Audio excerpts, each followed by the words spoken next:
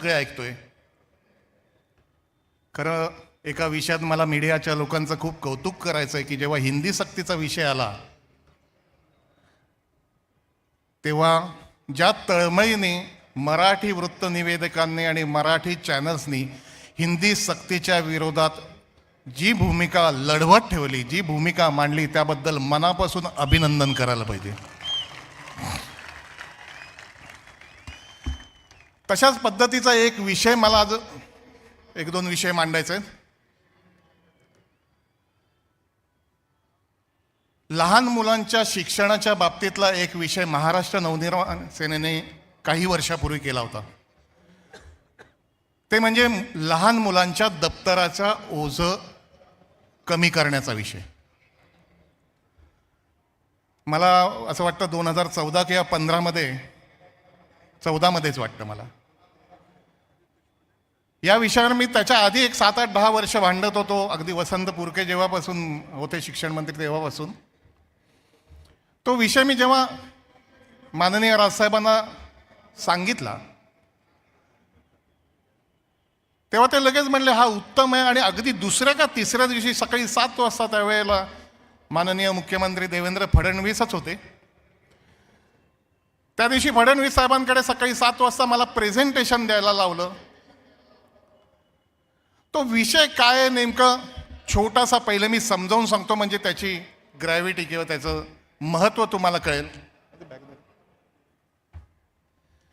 दप्तराचं ओझं कमी करण्याचं म्हणून मी खास दप्तर घेऊन आलोय, पण दप्तराच्या आतली पुस्तकं मला दाखवायचे.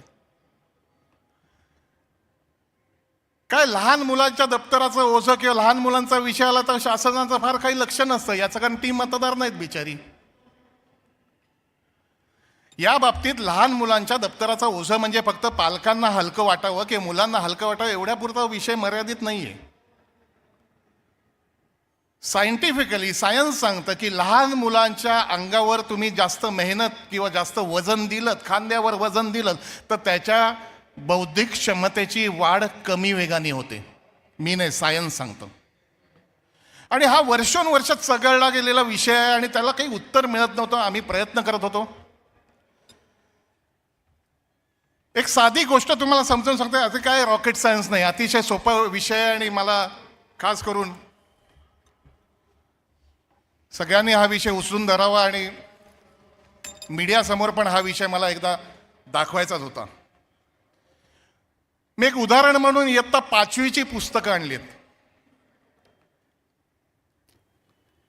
या 5वीला किंवा अगदी दुसरीपासून 1ली 2रीपासून 8वीपर्यंत 6 ते 7 विषय असतात आणि प्रत्येकाचं एक एक पुस्तक असतं. हे बघा, हे एक मराठीचं, हिंदी, इंग्रजी, गणित, एन्व्हायरमेंटल स्टडीज, ही सगळी बालभारती, ही 6 पुस्तकं ते एवढूसं बाळ आपल्या दप्तरात घेऊन जातात. तेव्हा 6-7 पुस्तकं असतात, खरी 6-7 वया. आता प्रत्येक विषयाची तासिका म्हणजे प्रत्येक विषयाचा पिरियड रोज असतो.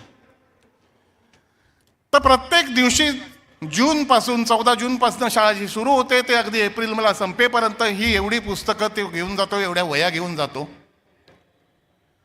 आम्ही असा उपाय त्यांना दिला की ही जी सब्जेक्ट वाईज पुस्तकं आहेत, ही मला एका हाताने पकडायला सुद्धा जड होत आहेत, 5वीची ही जी विषयानुरूप पुस्तकं आहेत ती आम्ही फक्त एक्झाम वाईज केली. म्हणजे काय केलं, युनिट टेस्ट, पहिली चाचणी परीक्षा असते, त्याचा पोर्शन ठरलेला असतो ना, अभ्यासक्रम ठरलेला असतो, शासनाने ठरवलेला असतो. आता आपण पहिल्या चाचणीचं उदाहरण घेऊ. पहिल्या चाचणीत समजा इंग्रजीचे 3 धडे आहेत, मराठीचे 3 आहेत, हिंदीचे 2 आहेत, गणिताचे 4 आहेत. काही फार केलं नाही, ते धडे फाडले, एकत्र बाइंडिंग केले आणि त्याचं पहिलं युनिट टेस्टचं फक्त एक पुस्तक बनवलं. त्यामुळे आता जूनपासून ते मूल जेव्हा पुस्तक घेऊन जाईल तेव्हा एकच पुस्तक घेऊन जाईल आणि एक वही घेऊन जाईल ज्याच्यात रकाने पाडून वेगवेगळे विषय त्याच्यात लिही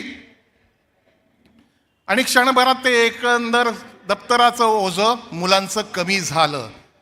मला आनंद वाटतो की ही पुस्तकं मी त्यावेळेला आम्ही सगळ्यांनी माननीय देवेंद्र फडणवीस, त्यावेळी शिक्षण मंत्री विनोद तावडेजी होते, त्यांचे आभार मानले, कारण 14 नंतर तरी 3-4 वर्ष लागली. पण मला असं वाटतं 19, 20, 21च्या दरम्यान ही अशी पुस्तकं शासनाने छापली आणि महाराष्ट्रातल्या लहान मुलांच्या दप्तराचं ओझं कमी केलं, ज्याचं संपूर्ण श्रेय महाराष्ट्र नवनिर्माण सेना आणि राजसाहेबांना जातं. थांबा, गोष्ट इथे संपली नाही. हे केवळ क्रेडिट घेण्याचा भाग नाही. त्यानंतर गेल्या 3 वर्षापासून परत ही अशी पुस्तकं बंद केली आणि या वर्षीची मी पुस्तकं दाखवते. पुन्हा वेगवेगळ्या विषयांची वेगवेगळी पुस्तकं छापण्यात आली आणि ही कंपल्सरी केली. आता राजकारणाच्या आसपास आम्ही असतो, त्यामुळे याची चौकशी जेव्हा केली तेव्हा प्रिंटर लॉबीचा दबाव, कारण त्यांना जास्त पुस्तकं छापायला मिळतात, त्यांना जास्त खर्च येऊ शकतो, बजेटमध्ये जास्त पैसे दाखवलेले जातात आणि पुन्हा अशी पुस्तकं आणली. परत पुन्हा एकदा दप्तराचं ओझं जैसे थे. आता हे का झालं असेल ते न कळणं इतकं दूध खुळं नाही. तुम्ही लक्षात घ्या, हा विषय इतका छोटा नाही दप्तराच्या ओझ्याचा. एक खूप मोठे इकॉनॉमिस्ट आहेत, जेम्स हेकमन नावाचे, अमेरिकेचे शिकागोमध्ये, ज्यांना 2000 का 2001 साली, माझं साल चुकेल, त्यांना नोबेल पारितोषिक मिळाले. आणि त्यांच्या रिसर्चनुसार त्यांनी असं म्हणलंय, ह्युमन कॅपिटल, मानवी भांडवल याविषयी त्यांचा अभ्यास आहे आणि पूर्ण संशोधन करून त्यांनी सिद्धांत जो मांडलेला आहे तो तुम्ही लक्षात घ्यायला पाहिजे की जो ROI आपण म्हणतो, रिटर्न ऑन इंटरेस्ट, कुठल्याही व्यवसाय, कुठल्याही धंद्यापेक्षा लहान मुलांच्या बाल शिक्षणामध्ये केलेलं जी काही इन्व्हेस्टमेंट असते त्यात जगात सगळ्यात परतावा, त्याचा रिटर्न ऑन इन्व्हेस्टमेंट सगळ्यात जास्त जगात त्याच्यावर मिळते. याचा अर्थ लहान मुलांना तुम्ही उत्तम चांगलं शिक्षण जर दिलं तर उद्याचा, त्याचं गणित मांडत बसत नाही, पण उद्याचा देशाचा GDP वाढतो. हा इतका गंभीर प्रश्न आहे, तुम्हाला लक्षात येत नाही. आपण लहान मुलांना दप्तराचा सुद्धा, आपण बाल कामगारांचा कायदा काढला, तो याच करता काढला ना की लहान मुलं तिथे मेहनत करू नये, मेहनतीचं काम केलं तर त्यांच्या मेंदूची वाढ ही प्रमाणबद्ध होत नाही. मग हा काय मूर्खपणा परत चालू केलाय. मला शासनाला, मुख्यमंत्री साहेबांना, दादा भुसे शालेय शिक्षण मंत्री यांना विनंती करायचंय की या वर्षीपासून पुन्हा एकदा परीक्षानुरूप पुस्तकं आणा, छापा आणि त्या बिचारांच्या चिमुकल्याचं पाठीवरचं ओझं तुम्ही कमी करा. म्हणजे आता या गोष्टीसाठी सुद्धा रस्त्यावर उतरावं लागेल, यासाठी सुद्धा आंदोलन करावं लागेल. केवळ ती मतदार नाहीत किंवा ती तुम्हाला राजकारणात येत नाही म्हणून त्या लहान मुलांचं कोमेजू नका आयुष्य. दुसरा विषय त्यालाच लागू नये. आज आपण मराठी शाळांचा विषय बघतो. मराठी शाळांविषयी आम्ही प्रचंड काम करत असतो, अनेक संस्था करत असतात. मराठी भाषा बंद होण्याचं महत्त्वाचं कारण इंग्रजी येत नाही, इंग्रजीचा न्यूनगंड. इंग्रजी यायला हवी का? यायला हवी. आता सध्या हिंदी भाषा सक्तीचं बोलत नाही, पण इंग्रजीसुद्धा यायला हवी. माझं असं म्हणणं आहे, अशा जेव्हा मराठी शाळा तयार होतील की जेव्हा 10वीतनं बाहेर पडणारं मूल उत्तम मराठी आणि उत्तम इंग्रजी बोलायला सुरुवात करेल, तेव्हा मला असं वाटतं हा प्रश्न संपेल आणि याची जबाबदारी महाराष्ट्र नवनिर्माण सेना म्हणून आम्ही घ्यायला तयार आहोत. आम्हाला द्याव्यात महानगरपालिकेच्या शाळा. केवळ आम्ही नाही, अनेक तज्ज्ञ लोक याच्यात आपण आणू. आमची मुलं, माझा एक लेख आहे लोकसत्तात, कोणाला हवा असेल तर पाठवेन, की माझी मुलगी इंग्रजी शाळेत शिकते आणि तरीही मला मराठीचा अभिमान आहे. लेख वाचा, तुम्हाला कळेल. कुठल्याही प्रकारे उलटं सुलटं बोलण्याची गरज नाही. एक चांगली शिक्षण पद्धती. आज आपली मुलं SSC मध्ये टाकत नाहीत कारण लोक CBSE ला टाकतात, ICSE ला टाकतात. हा SSC ला न टाकण्याचा भाग एवढाच आहे, SSC ला न टाकण्याचा भाग एवढाच आहे की त्याचा अभ्यासक्रम हल्ली हलका समजतात.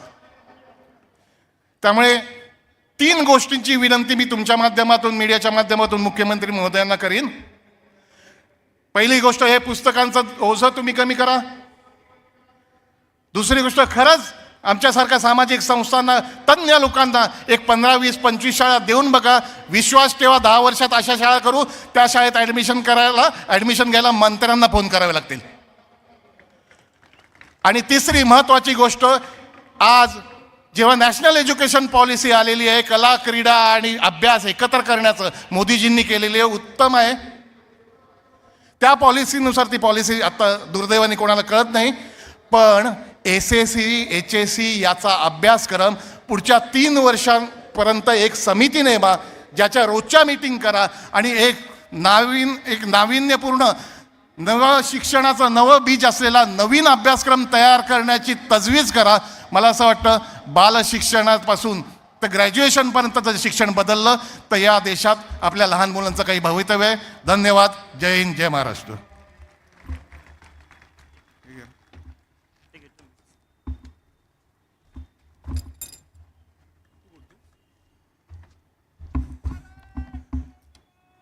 पानसे साहेबांनी आता शिक्षण या विषयावर अत्यंत खूप चांगली